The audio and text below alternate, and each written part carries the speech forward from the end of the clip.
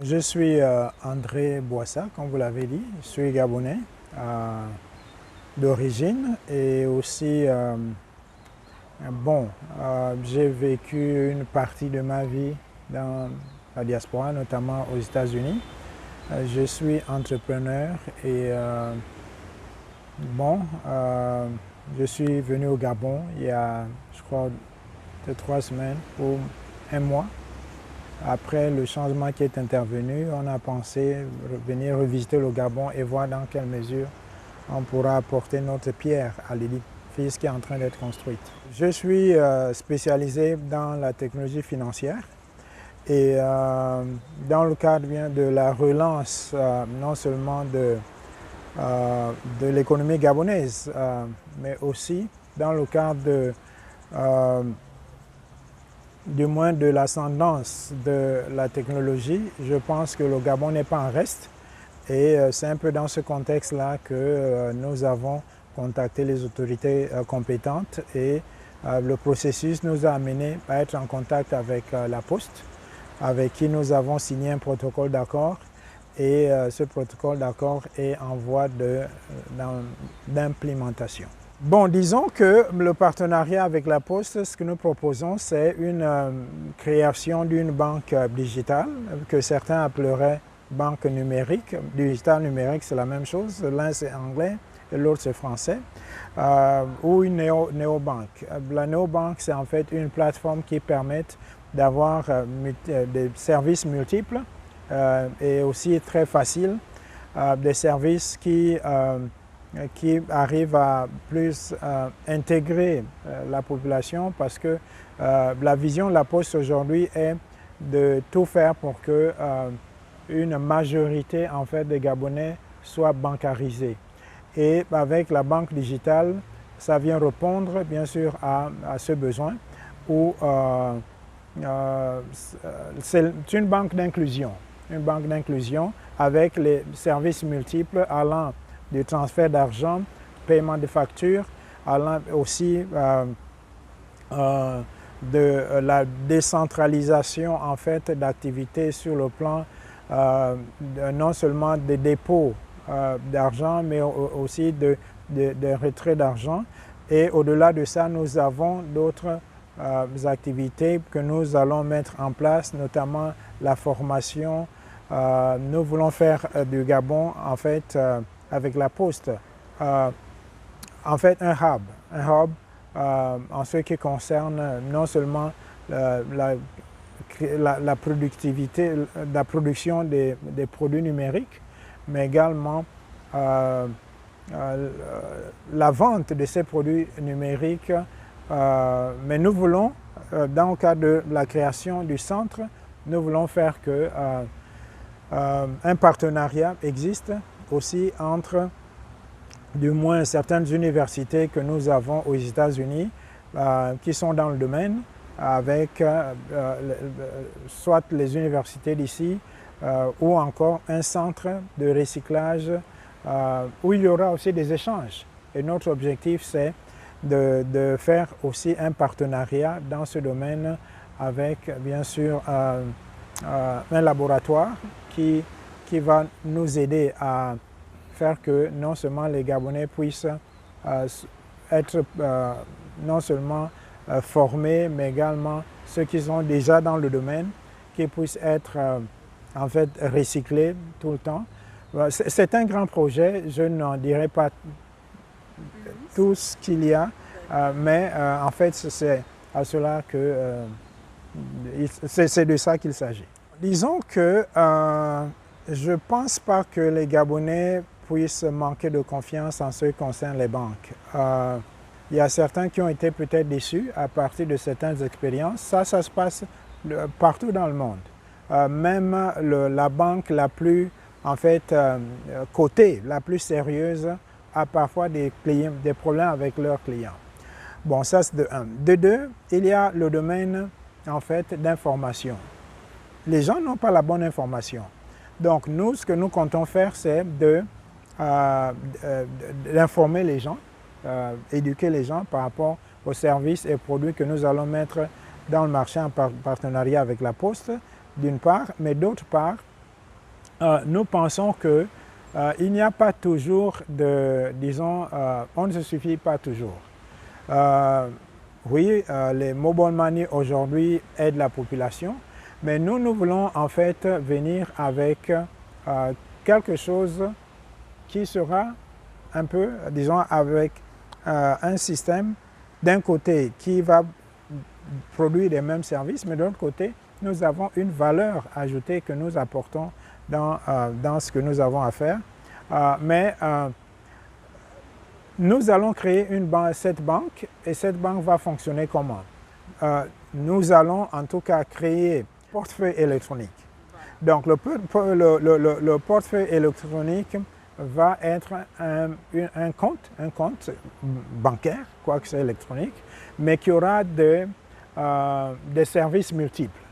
Et avec ce compte bancaire électronique qui sera en fait rattaché ou dont certaines cartes, telles que les cartes bancaires ou les cartes Visa, Master et certainement American Express, seront intégrées, mais également il y aura une carte, du moins, ou des cartes qui ne sont pas en fait des cartes liées à ces noms, mais qui seront des cartes spécifiques, disons, à certaines classes de la société. Et ces cartes seront intégrées dans le système bancaire.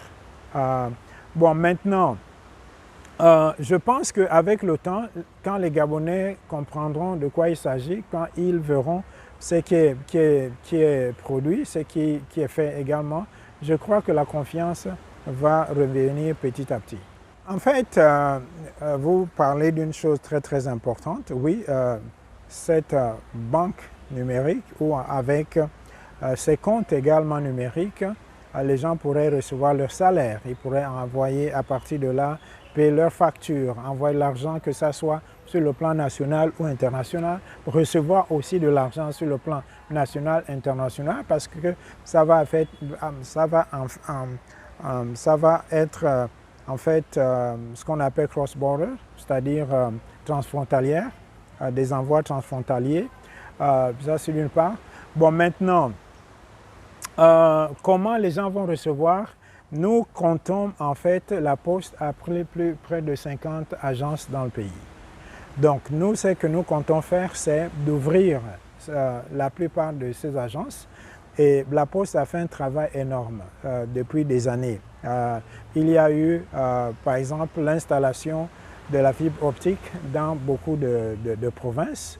Et aujourd'hui, il n'y a peut-être que deux provinces où la fibre optique n'a pas encore été totalement installée.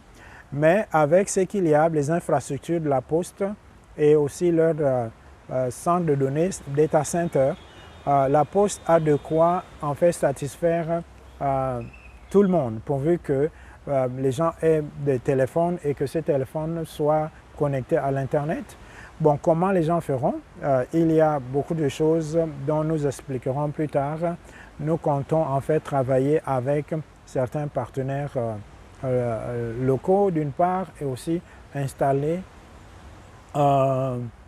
des agences, mais également des gaps qui feront que la maman qui vend son piment et qui a du cash, au lieu d'amener le cash à la maison, elle peut faire un dépôt dans un gap, et puis à partir de là, cet argent sera reflété dans son portefeuille électronique.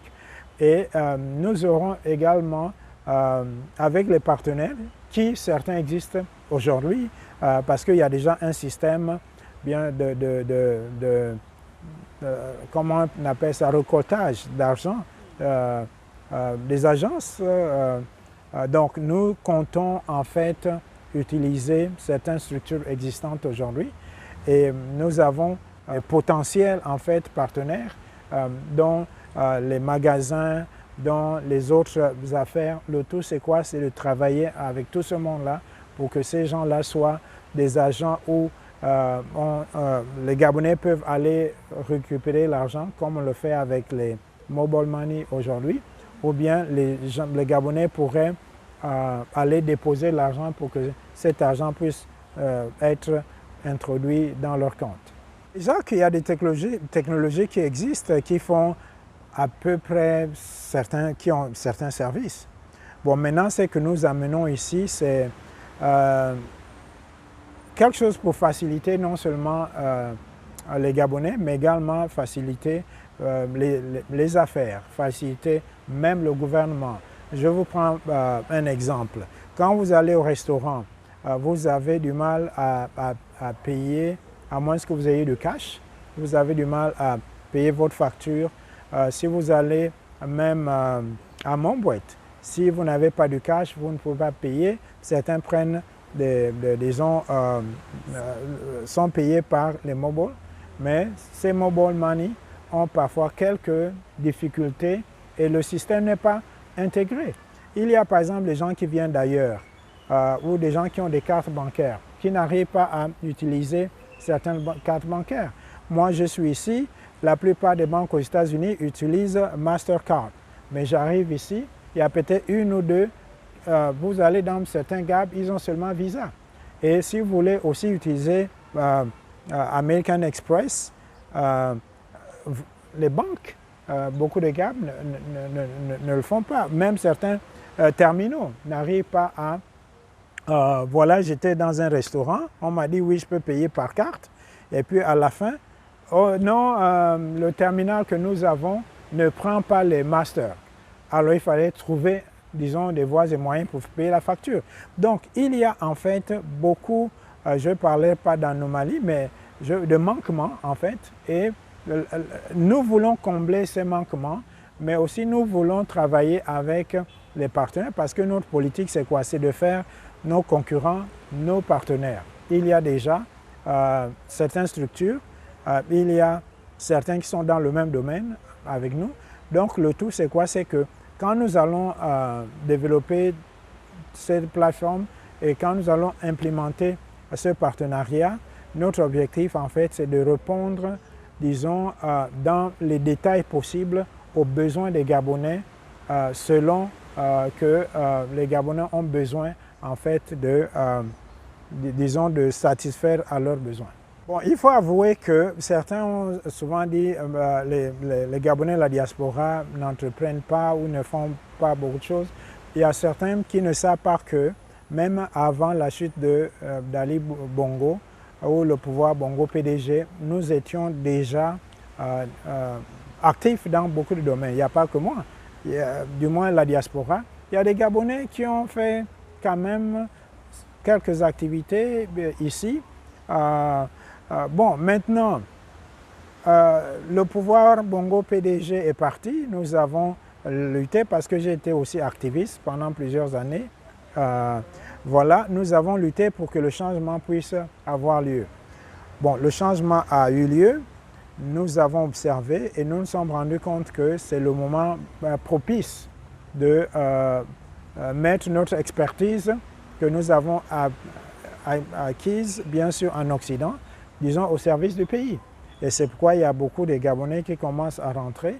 Et nous sommes aussi contents que le CTRI a pu penser nommer à la tête, bien sûr, de certains ministères, quelques personnes de la diaspora. Mais nous venons ici en tant qu'entrepreneurs et nous voulons apporter, en fait, au Gabon ce que nous avons appris ailleurs et aussi ce que nous avons en fait ailleurs. Nous voulons voir comment ça peut marcher ici. C'est tous le climat. Nous sommes satisfaits de ce qui se passe. Il y a en fait une ouverture, il y a la passion, il y a ce que je peux appeler l'envie de faire un Gabon différent de ce qui a été demain. Donc c'est tout ça qui fait que nous disons, essayons de tout faire pour que nous soyons les acteurs qui vont contribuer, disons, à ce Gabon idéal. En tant qu'entrepreneur, moi je voudrais, en fait, je suggérerais, disons, aux autorités de la transition de pensée globale. parce que c'est très facile parfois d'être fermé à... C'est pourquoi on parle de système. Le système Bongo PDG a raté tout simplement parce que le système n'a pas pensé à tout le monde. Donc, je crois pour ma part que le CTRI est sur la bonne voie. C'est seulement trois mois. Il y a beaucoup à apprendre, mais aussi il y a beaucoup à faire. Et je crois pour ma part qu'il faudra non seulement que le CTRI pense du moins au Gabon, mais aussi les autres pays fonctionnent et font des richesses à partir de l'extérieur. Je crois que le Gabon doit s'ouvrir également au marché extérieur. Si vous voyez comment les Européens, comment les Américains, Asiatiques fonctionnent, alors ils vont prendre les richesses, disons, à partir de l'extérieur et ça bénéficie à leur pays. Que ça soit des richesses en nature ou bien sur le plan du cash ou des richesses en nature qui sont transformées en cash. Moi, je dis que les autorités, parce qu'aujourd'hui, ce qui a été souvent dit, c'est que les gens de la diaspora doivent venir, doivent investir, doivent faire ceci, mais aussi, il faudrait que nous puissions penser, quand je parle de nous, je parle du gouvernement, du CTRI, je propose que le CTRI puisse avoir un budget d'investissement pour les Gabonais de la diaspora. Et ça, c'est vraiment très important. Vous savez, moi j'ai fait, disons, ce qu'on appelle Harvard Business School, c'est-à-dire j'ai fait l'école des affaires, disons, à l'université d'Harvard. Et quand il s'agit, bien sûr, d'investissement, c'est un grand domaine. Ou quand il s'agit de créer une compagnie. Et j'explique souvent aux gens qu'il y a certaines choses qui font une compagnie et qui apportent les richesses. Premièrement, il faut avoir les idées. Ces idées, il faut les mettre, disons, en pratique, c'est-à-dire vous pouvez les constituer en business model, comme on dit en anglais, c'est-à-dire un modèle d'affaires. Et ça ne suffit pas. Il faut avoir les fonds. Et ce sont les fonds parfois qui déterminent si votre business peut être... Maintenant, ces fonds-là doivent venir soit de nous-mêmes, et souvent les Gabonais qui ont des bonnes intentions n'ont pas toujours des fonds propres, soit des amis, et généralement, les Gabonais n'ont pas toujours les amis qui ont de l'argent, et même les amis qui ont l'argent n'arrivent pas souvent à aider les autres, soit des parents. Nous sommes Gabonais, que ce soit à l'extérieur ou bien ici au Gabon, nous savons que nos parents n'ont pas la culture, par exemple, occidentale, qui fait que moi, je suis quelqu'un comme Steve Jobs, voilà, qui a des parents qui lui donnent un certain montant, ou bien Donald Trump qui a des parents qui, voilà, pour faire le business. Nous ne sommes pas là. Soit nous avons des angel investors. Les angel investors, ce sont des gens qui croient à votre projet, qui ont ou bien une compagnie qui dit, voilà, je crois à ce que tu fais, je ne te connais pas, mais je te donne, disons, de l'argent. Si ce n'est pas ça, nous avons les banques.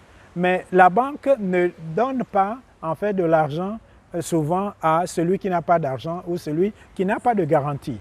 Si on n'a pas de banques, on peut trouver aussi ce qu'on appelle les venture capital, ce sont les groupes d'intérêt qui sont là pour financer les projets. Donc, les Gabonais, que ce soit au Gabon, que ce soit à l'extérieur du Gabon, ne sont pas dans ce contexte-là. Mais si vous voyez les gens comme les Asiatiques et les autres pays, les Indiens, même les Européens et les Américains, créer beaucoup d'affaires à l'extérieur, c'est parce que leur gouvernement souvent est derrière eux. Moi, je pense que là, il y a un concept, bien sûr, de la diaspora comme la 10e province. C'est un concept, ça fait plusieurs années que, disons, j'ai été l'apôtre de ce concept-là.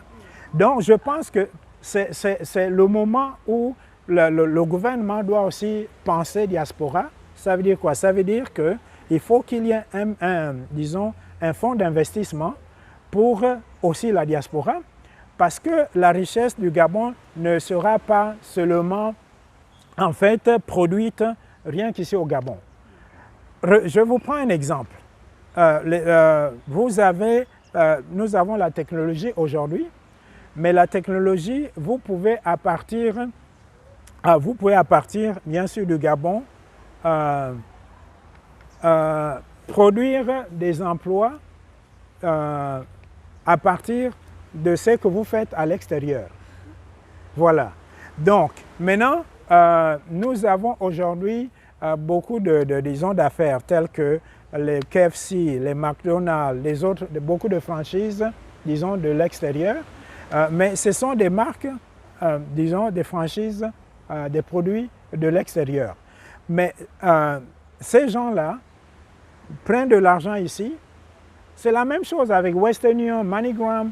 C'est des compagnies qui en fait produisent de l'argent ici et à travers les taxes et autres, ce sont leurs pays qui en bénéficient.